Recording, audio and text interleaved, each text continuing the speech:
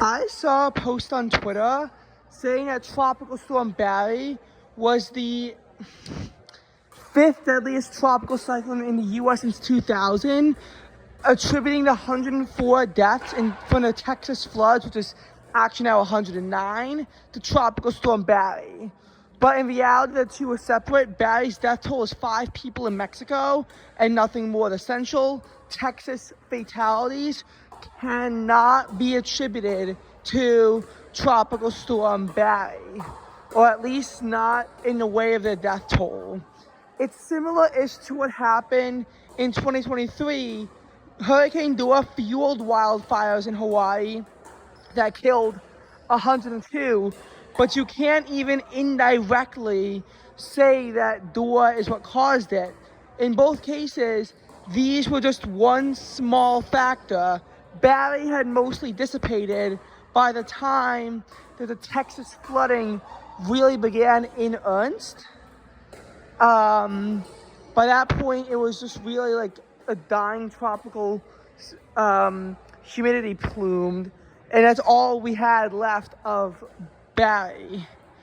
And Dora was 700 miles away from Hawaii, and it only really caused gradient winds to form between that and the high pressure that we had.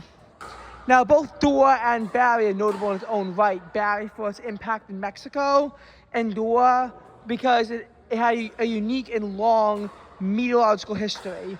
But they didn't really cause the tragedies that people oftentimes equate them to. Now, Dora wound up being retired. Is Barry going to be retired? I don't know if Barry is going to be retired.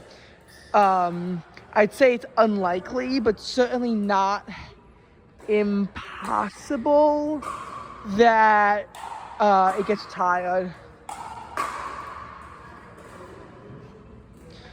And, that's that.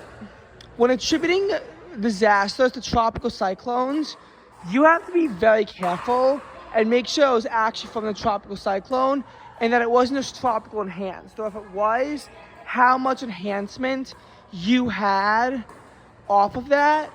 Because a lot of times the number of incidents from a tropical tragedy, they're frequently much lower than what they suggest, because you could have other causes that lead to it.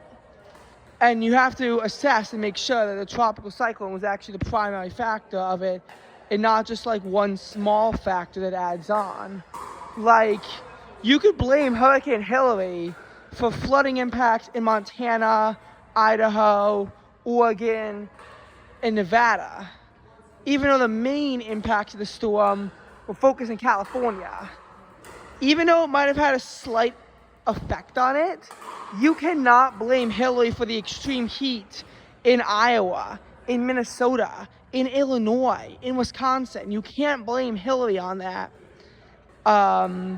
Even though there might have been that slight connection between the two of them. The connection just wasn't strong enough to prove anything.